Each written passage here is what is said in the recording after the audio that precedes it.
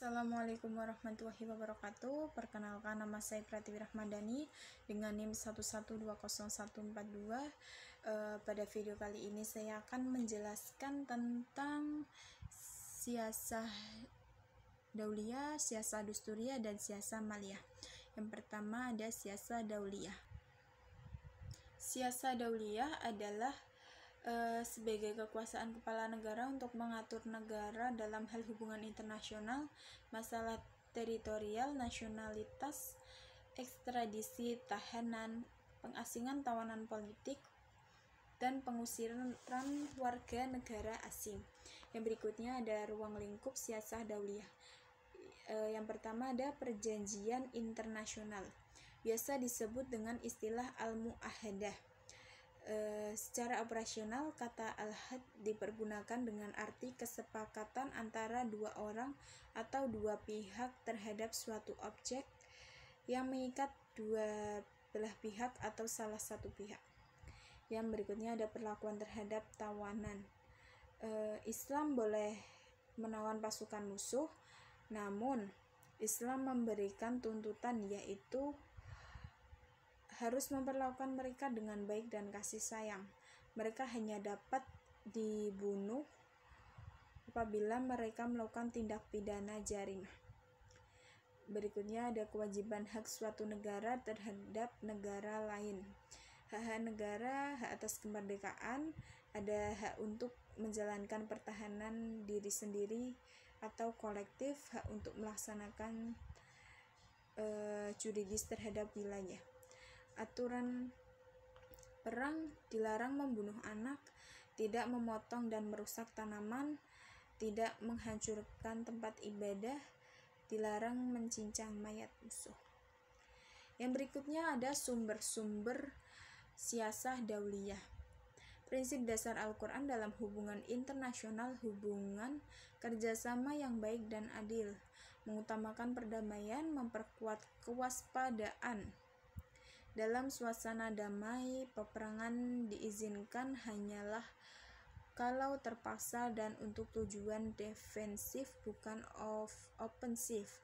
Mengenai hal ini, Allah menjelaskan di dalam Al-Quran, tidak boleh memaksakan agama kepada orang lain, menghormati fakta-fakta perjanjian yang telah ditandatangani.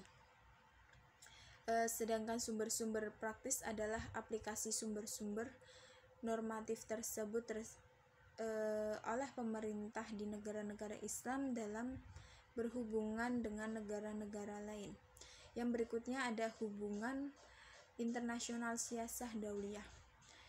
Dalam mengimplementasikan diplomasi suatu negara dapat dilakukan beberapa bentuk, yaitu direct telecommunication, bilateral diplomasi, multilateral diplomasi, symmetry mediation. Berikutnya ada siasah dusturiyah. Siasah dusturiyah adalah bagian fikih siasah yang membahas masalah perundang-undangan negara agar sejalan dengan nilai-nilai syariat. Artinya, undang-undang itu mengacu terhadap konstitusinya yang tercermin dalam prinsip-prinsip Islam. Dalam hukum-hukum syariat yang disebutkan dalam Al-Quran dan yang dijelaskan sunnah Nabi, baik mengenai akidah, ibadah, akhlak, muamalah, maupun berbagai macam hubungan yang lain.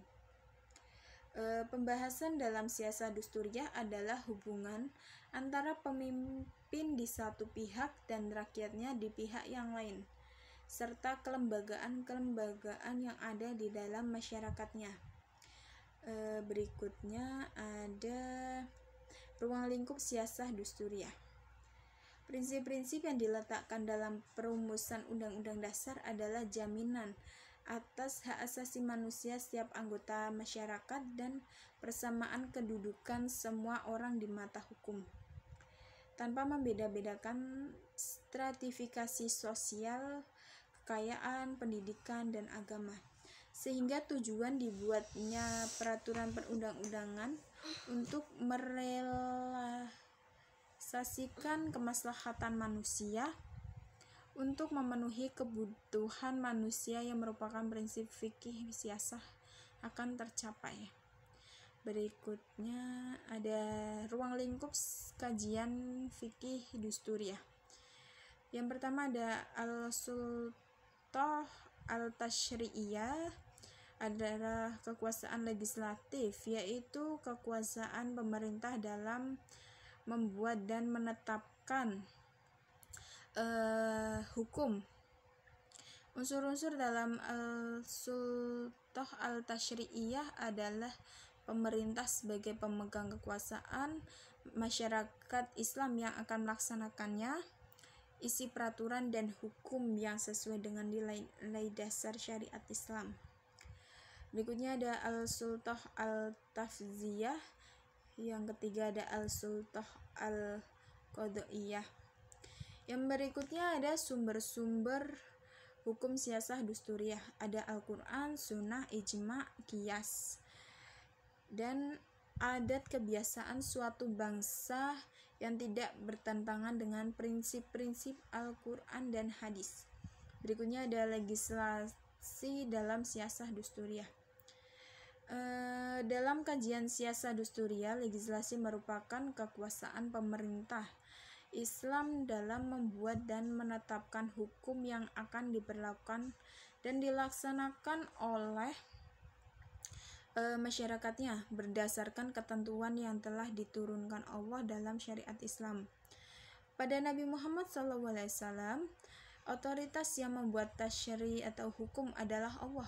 Allah menurunkan ayat-ayat Al-Quran secara bertahap selama kurang lebih 23 tahun. Bentuk pertama disebut idarah saniyah, sedangkan yang kedua dinamakan dengan konun. Puncak kemajuan konun ini terjadi pada masa Khalifah Sulaiman I pada tahun 1520 sampai 1566 Masehi. Yang ketiga ada siasah maliyah. Siasah maliyah adalah secara etimologi maliyah ialah politik ilmu keuangan, sedangkan secara terminologi siasah maliyah adalah mengatur segala aspek pemasukan dan pengeluaran keuangan yang sesuai dengan kemaslahatan umum tanpa menghilangkan hak individu dan menyanyiakannya. Sumber dan konsep keuangan negara. Ada sumber keuangan negara mengenai sumber-sumber pendapatan negara untuk membiayai segala aspek aktivitas negara. Ada beberapa perbedaan pendapat. Menurut Ibnu Taimiyah dalam bukunya Asia Satu Syariah fi Islahir Ra'i war Ra'iyah, atau pokok-pokok pedoman Islam dalam bernegara, menyebutkan bahwa hanya ada dua sumber pendapatan negara, yaitu zakat dan harta rampasan perang. Sedangkan pendapat Muhammad Rashid Ridho dalam bukunya Al-Wahyu Al-Muhammadi atau Wahyu Ilahi kepada Muhammad menyatakan bahwa selain zakat dan harta rampasan perang seperti yang diajukan oleh Ibnu Taimiyah, ditambahkannya jizyah atau pemberian yang didapatkan dari golongan minoritas non-muslim sebagai jaminan kepada negara, baik jaminan keamanan dan keselamatan jiwa dan harta benda mereka maupun jaminan hak-hak asasi mereka. Yang berikutnya, lain halnya dengan Yusuf Qardawi. Ia menyatakan, selain hal-hal di atas, pajak merupakan salah satu sumber pendapatan negara. Karena jika hanya ada 3 macam sumber pendapatan negara, dapat dipastikan pendapatan tersebut tidak mungkin dapat membiayai semua kegiatan negara yang makin hari makin luas dan besar. Yang berikutnya ada konsep keuangan negara. Ada baitul mal, wilayah maliyah, jizyah, kharaj, harta fa'i. Tujuan pengeluaran dan belanja negara. pada pengeluaran hendaknya kepada yang berhak, melindungi sumber-sumber keuangan dari pejabat, menyampaikan hak kepada orangnya, ekonomis dalam pengeluaran. Sekian dan terima kasih. Wassalamualaikum warahmatullahi wabarakatuh.